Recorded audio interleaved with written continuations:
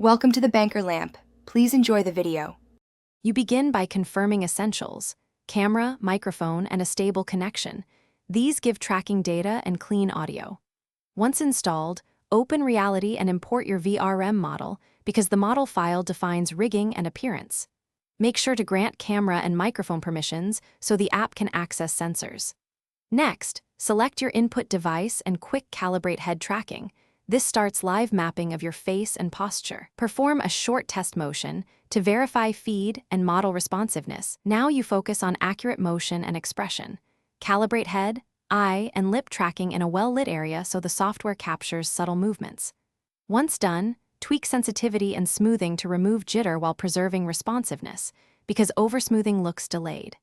Use blend shape sliders to correct mouth shapes and eyelids. Save a preset to reuse settings.